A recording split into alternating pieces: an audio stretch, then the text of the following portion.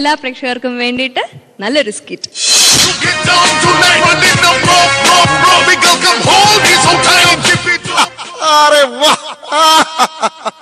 എത്ര മനോഹരമായ ലൊക്കേഷൻ, എത്ര മനോഹരമായ ഫ്രെയിം. ഇന്ന് തന്നെ എന്റെ എല്ലാ ഫോട്ടോയും ഇവിടെ കൊണ്ട് ഫ്രെയിം ചെയ്യണം. ഇവിടെ ഇവര് സിനിമ ഷൂട്ട് ചെയ്ത ഈ പ്രാവശ്യത്തെ അവാർഡ് എന്റെ സിനിമയ്ക്ക് തന്നെ. അതിനി ഏത് ജൂറിയുടെ കയ്യും കാലും പിടിക്കാനും ഞാൻ തയ്യാറാ. മാറ്റയും അമ്മയും ചേമ്പറും ഒക്കെ പോയി പണി നോക്കാൻ പറ. മേക്കപ്പ് റൂമിൽ ഇരിക്കുന്ന പ്രൊഡ്യൂസറെ എത്രയും പെട്ടെന്ന് ആ ഡയറക്ടറുടെ മുറിയിലേക്ക് പോകണം കേട്ടോ. ഈ ചെറുക്കൻ എന്താ പറയുന്നത്? എടാ ഞാൻ ഈ മേക്കപ്പ് റൂമിൽ നിനക്കെന്താ എത്ര വലിയ സോക്കേട്? അതെ, ഈ നടിമാര് തുണി മാറുന്നിടത്തിരിക്കാൻ തനിക്ക് നാണയില്ലടോ കിളവാ. ഡയറക്ടർ സാറേ, എന്താ മായേ? അതെ, ഈ പ്രൊഡ്യൂസറിന്റെ ഈ വലി നിർത്തിയില്ലെങ്കിൽ ഞാൻ നാളെ മുതൽ അഭിനയിക്കാൻ വരത്തില്ല കേട്ടോ. എന്റെ പൊന്ന് പ്രൊഡ്യൂസർ സാറേ, ഞാൻ പലപ്പോഴും പറഞ്ഞിട്ടുണ്ട് ആ മേക്കപ്പ് റൂമിൽ ഇരുന്ന് സീറ്റ് വലിക്കരുതെന്ന്. അല്ല, സിഗരറ്റോ വീഡിയോ എല്ലാം വലിക്കാറുണ്ടെങ്കിൽ അപ്പുറത്ത് പോയി വലിച്ചൂടെ? എന്റെ പൊന്ന് സാറേ, ആ വലിയുടെ കാര്യമല്ല, അവൻ എന്റെ കയ്യിൽ കാലം കിട്ട് വലിക്കുന്നെന്ന്. ഓ, ഇങ്ങനെ കൊണ്ട് വലിയ ശല്യമായല്ലോ. Silence, silence. ശരിയാകല, ഇതൊന്നും ശരിയാകല. എന്താ പ്രൊഡ്യൂസർ സാർ കാര്യം? ആ ക്യാമറമാനെ മാറ്റി. ക്യാമറമാനെ മാറ്റാനോ? എന്തിന്? ഞാൻ ആ മേക്കപ്പ് റൂമിൽ ഇരുന്ന് നടിമാർ ഡ്രസ് ചെയ്യുന്ന ചുമ്മാ കണ്ടോണ്ടിരിക്കുമ്പോ ആ ക്യാമറമാൻ ഒരു നടിയോടി ഒന്ന് ചോദിക്കുക, എന്ത് ലുക്ക് തരാമോന്ന്. വൃത്തിയായിട്ടവൻ. എന്റെ പ്രൊഡ്യൂസർ സാറേ, ഈ ലുക്ക് എന്നൊക്കെ പറയുന്നത് ഒരു സിനിമാ ഭാഷയാ. സാറ് സിനിമയുടെ പ്രൊഡ്യൂസർ ആണെന്ന് പറഞ്ഞിട്ട് ഈ സിനിമാ ഭാഷയൊന്നും ഇതുവരെ അറിയാൻ വയ്യേ? ആര് പറഞ്ഞ എനിക്ക് സിനിമാ പാരമ്പര്യം ഇല്ലെന്ന്? എടോ, എന്റെ പെങ്ങള് വിവാഹം കഴിച്ചിരിക്കുന്നത് ഒരു ആർട്ട് ഡയറക്ടറെയാ. അതെയോ? പിന്നല്ലാതെ അവര് പ്രേമവിവാഹമായിരുന്നു. അവൾ ആർട്ട് ഡയറക്ടറെ പ്രേമിച്ചപ്പോൾ അയാൾക്ക് ഒരു 2 നില വീടും വീടിന്റെ മുറ്റത്ത് ഒരു കാറും ഒക്കെ ഉണ്ടായിരുന്നു. ഇപ്പോഴെങ്ങനാ? അവരുടെ കല്യാണം കഴിഞ്ഞപ്പോഴല്ലയോ അറിയുന്നത്. എന്തോന്ന്? ആർട്ട് ഡയറക്ടറുടെ 2 നില വീടും വീടിന്റെ മുമ്പിലുള്ള കാറും വെറും സെറ്റിട്ടിരിക്കുമായിരുന്നെന്ന്. ഷൂട്ടിങ് തുടങ്ങുന്ന സമയമായിരിക്കും ആ മേക്കപ്പ് മാനോട്.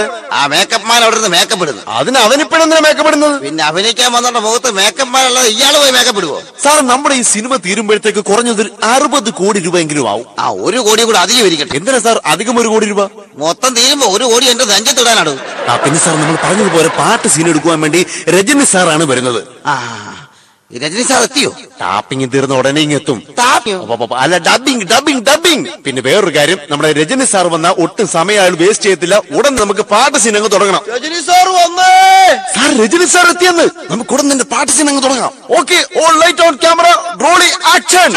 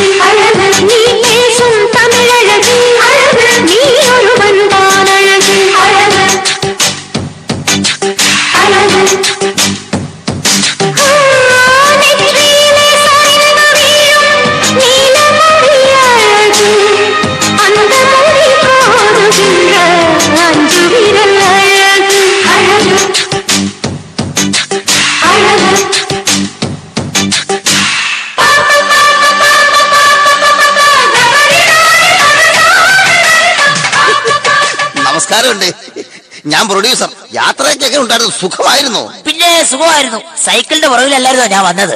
സൈക്കിളിന്റെ പുറകിൽ? മൈക്കിൾ ജാക്സന്റെ പുറകിൽ. അല്ല, മൈക്കിൾ ജാക്സന്റെ രൂപത്തിലുണ്ടല്ലോ. ഉണ്ട്. അവസാനം മൈക്കിൾ ജാക്സൺ ഉണ്ട്.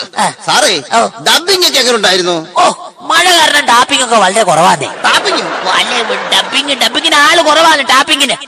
ശരി. സാറിന്റെ താടി എന്താ ഇങ്ങനെ നരച്ചിരിക്കുന്നത്? ഇത് നരച്ചൊന്നും അല്ല. അത് കണ്ടറിഞ്ഞൂടെ? നരച്ച താടിയാ.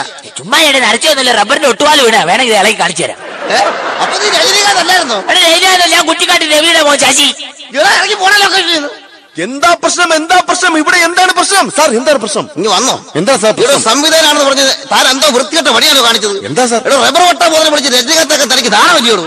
അത് പിന്നെ സാറേ, ഈ രജനീകാന്തിന് കുചേലന്റെ ഷൂട്ടിംഗ് ലൊക്കേഷനിലായോണ്ട് ഡ്യൂപ്പിനെ വിട്ടതാ. ഡ്യൂപ്പിനെ വിട്ടതാണോ? അതുകൊണ്ട് നയൻതാര വരാന്നോട്ട് വന്നോളൂ. അയ്യോ സാറേ, നയൻതാരക്ക് കേരളത്തിൽ ഡ്യൂപ്പില്ല. അങ്ങനെ ഉണ്ടായിരുന്നെങ്കിൽ ഈ CV രാജപ്പൻ ഇവിടെ കൊണ്ടുവരത്തില്ലായിരുന്നോ? അപ്പൊ ഇത് മൊത്തം ഡ്യൂപ്പിനെ വെച്ചാൽ താൻ പടം ഷൂട്ട് ചെയ്തില്ലയോ? അത് പിന്നെ ഇവിടെ തനിക്ക് അറിയാമോ, പണ്ട് മോഹൻലാലിന്റെ ഡ്യൂപ്പിനെ വെച്ചൊരു സംവിധാനം പടം പിടിച്ചു. ആണോ? ആ സംവിധായകന്റെ ആളുകളെല്ലാം ചേർന്ന് മാട്ടക്കാട്ടി പുറത്തിട്ടു. ഇതിനിടയ്ക്ക് അങ്ങനെ ഒരു സംഭവം ഉണ്ടായോ? ഇതൊക്കെ അറിയണമെങ്കിൽ സിനിമാ മാസിക പഠിച്ച് വായിക്കണം. ഇവിടെ ജനപ്രിയ നായകനായ മുല്ല പഴയ സംവിധായക തുളസിയുടെ സിനിമയിൽ അഭിനയിക്കുന്നെന്ന് പറഞ്ഞ് താൻ അറിഞ്ഞോളൂ. പാവം തുളസി. അല്ലെങ്കിലും തുളസിക്ക് ഇപ്പം പഴയ നിലവാരമൊന്നും ഇല്ലെന്ന്. പാൻപരാഗും ശംഭു ഹാൻസും ഒക്കെ വെക്കട് കയറ്റമല്ലയോ? ഇതിൽ നിന്ന് നമുക്ക് എന്ത് മനസ്സിലാക്കാം? തുളസിയും മുല്ലയൊക്കെ വാടിയാലും മല്ലിക സുകുമാരമുള്ള ഒരു പൂ നിലനിൽക്കും. അതേത് പൂവാ? അതാണ് പൃഥ്വിരാജ പൂ. അതൊക്കെ പോട്ടെ. അടുത്തത് ഏത് സീൻ എടുക്കാൻ പോകുന്നത്? അടുത്ത സീനാണ് നമ്മുടെ ക്ലൈമാക്സ് സീൻ. അതിൽ അഭിനയിക്കുന്നത് നമ്മുടെ മൈക്കിൾ ജാക്സൺ ആണ്. അതിന് മൈക്കിൾ ജാക്സൺ വരുമോ? സാറേ, അതിന് മൈക്കിൾ ജാക്സൺ ഇപ്പൊ എത്തോന്ന് പറഞ്ഞിട്ടുണ്ട്. നമുക്ക് കാത്തിരിക്കാം. അതും ഡ്യൂപ്പായില്ലയോ? അതിപ്പം ഡ്യൂപ്പാണെന്ന് പറഞ്ഞാൽ ഡ്യൂപ്പായാലും മതിയല്ലോ. കഷ്ടം. നായി നടുക്കളിൽ ചെന്നാലും നക്കിയേ കുടിക്കൂ. അതിന് ഈ നായ്ക്ക് നല്ലതറിയാമോ? നമസ്കാരം. നമസ്കാരം. നിങ്ങൾ ഈ സിനിമയുടെ ഒക്കെ ആളല്ലേ? അതെ, സിനിമയുടെ ആൾക്കാരാ. ഞാനേ ഈ അഭിനയത്തിന്റെ ഒക്കെ ആളാ. ആണോ? എനിക്ക് എന്തെങ്കിലും ഒരു ചാൻസ് തരണം പ്ലീസ്. ഇവിടെ ചാൻസ് ഒന്നുമില്ല, അറിയുമോ? അയ്യോ, അങ്ങനെ സാറെ പറയല്ലേ. എന്തെങ്കിലും ഒരു ചാൻസ്. ഞാൻ നന്നായിട്ട് അഭിനയിച്ച് കാണിച്ചു. ഈ പടത്തിന് പൈസ മുടക്കുന്നത് ഞാൻ എന്റെ കാര്യം അറിയുമ്പോടാ. എന്റെയിലും കാശില്ല, അതുകൊണ്ടല്ലേ അഭിനയിക്കാൻ വന്നത്. സാർ ഇങ്ങ് വന്ന് സാറേ. എന്താടോ? ഇങ്ങോട്ട് വന്ന് സാറേ. എന്തോടോ കാര്യം പറ. ഇവന്റെ ലക്ഷണം കണ്ടോ? ഉണ്ട്, ഒരു കള്ള ലക്ഷണമുണ്ട്. അപ്പൊ അതല്ല, ഇവന്റെ മുഖം കണ്ടിട്ട് എന്തെങ്കിലും തോന്നുന്നോ? അവന്റെ മുഖം അടച്ചൊരു അടി കൊടുക്കാൻ തോന്നുന്നു. അതല്ല സാർ, അവന്റെ മുടി ഒന്ന് ശ്രദ്ധിച്ചു നോക്കിക്കേ. പോരായിരുന്നു. ചൊവ്വാഴ്ച കടയെ പോയാന്നറിയാൻ വയ്യ. അതല്ലെന്ന് അവന്റെ മുടി കണ്ടില്ലേ? അവന് മൈക്കിൾ ജാക്സന്റെ രൂപമുണ്ട്. പറഞ്ഞ പോലെ അത് ശരിയാണല്ലോടാ. നമുക്കൊരു കാര്യം ചെയ്യാം. നമ്മുടെ ക്ലൈമാക്സ് സീനിൽ ഇവനെ അങ്ങ് മൈക്കിൾ ജാക്സൺ ആക്കാം. ഇവനെ മൈക്കിൾ ജാക്സൺ ആക്കാം. അതെ, നല്ല നീണ്ട മുടിയൊക്കെയാ. ഇവനാകുമ്പോ പൈസ കൊടുക്കണ്ടല്ലോ. അത് ശരിയാ. അപ്പൊ മോനെ പയ്യ, ഓഹോ, ഇങ്ങോട്ട് മാറിയുന്നേ. ഇല്ല മോനെ, നിനക്ക് സിനിമയിൽ അഭിനയിക്കുവാൻ താല്പര്യമുണ്ടോ? അയ്യോ, ഉണ്ട് സാറേ.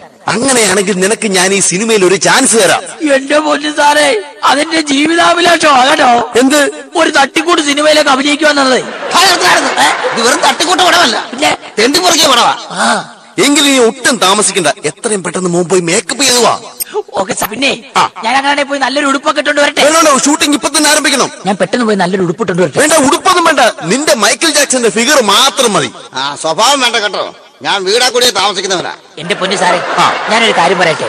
എനിക്ക് ജീവിതത്തിൽ ആദ്യമായിട്ട് കിട്ടിയ ഒരു ചാൻസ് ആയി സിനിമയിൽ അഭിനയിക്കാൻ. അതുകൊണ്ട് ഞാൻ എന്റെ വീട്ടിൽ പോയി എന്റെ അച്ഛനോടും അമ്മയോടും ഒക്കെ പറഞ്ഞിട്ട് ഞാൻ പെട്ടെന്ന് ഓടി ഇങ്ങ് വരാം. പെട്ടെന്ന് പറഞ്ഞാൽ ഷൂട്ടിംഗ് ഉടൻ തന്നെ ആരംഭിക്കണ്ട കേട്ടോ. വന്നെന്ന്. അവൻ പോയി കഴിഞ്ഞു കേട്ടാ. നമ്മുടെ പടം റിലീസ് ചെയ്യുന്നതിന്റെ അന്ന് തിയേറ്ററിൽ കൂക്കുകൂടിയും ബഹളമൊക്കെ ഉണ്ടാകുമോ? ഞാൻ സംവിധാനം ചെയ്യുന്ന എല്ലാ പടങ്ങളും ഒരു പ്രത്യേക ട്രീറ്റ്മെന്റാ. ഇന്റർവെൽ വരെ ജനങ്ങൾ അന്തം വിട്ടിരുന്ന് കാണും. ഇന്റർവെൽ കഴിഞ്ഞാൽ പിന്നെ കൂക്കുവിളിയും ബഹളവും ഒന്നും തന്നെ കാണില്ല. അതെന്താ? തിയേറ്ററിനുള്ളിൽ ആൾക്കാരുണ്ടായിട്ട് വേണ്ടേ? നമ്മുടെ ഈ സിനിമ 100 ദിവസം ഓടുമോ? എന്റെ സിനിമകളെല്ലാം നല്ല ഓട്ടമാണ്. അതെങ്ങനെ? ഒരു തിയേറ്ററിൽ ഒരു ദിവസം ഓടും. അത് കഴിഞ്ഞിട്ട് ആ പെട്ടിയെടുത്ത് അവര് കളയും. അതെടുത്തോണ്ട് ഞാൻ ഓടും. ഈ വീട്ടിലേക്ക് പോയ മൈക്കിൾ ജാക്സൺ ഇതുവരെ കാണുന്നില്ലല്ലോ. ഞാൻ എത്തി കേട്ടോ.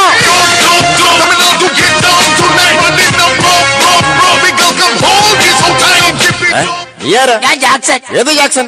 Michael Jackson. എടാ മഹാവി, നിന്റെ മുടി എന്തിയടാ? എന്റെ പൊന്നു സാറേ, ആദ്യമായിട്ട് ഒരു സിനിമയിൽ അഭിനയിക്കുമല്ലോ ഞാൻ. അതുകൊണ്ട് മുടിയൊക്കെ ഒന്ന് വെട്ടി ഇത്തിരി വൃത്തിയും വരെയൊക്കെ ആയിട്ടൊന്ന് വരാതെ കരുതി കയറി. അതാ ഇത്രയും താമസിച്ചത്. എടാ മഹാഭാവി, മൈക്കിൾ ജാക്സനെ പോലുള്ള നിന്റെ മുടി കണ്ടിട്ടാണ് നിനക്ക് ഞാൻ സിനിമയിൽ ഒരു ചാൻസ് തന്നത്. അയ്യോ സാറേ, അങ്ങനെ ഒരു കാര്യം ചെയ്താലോ? നമുക്ക് മൈക്കിൾ ജാക്സന്റെ മുടി പോയി വെട്ടിയാലാ?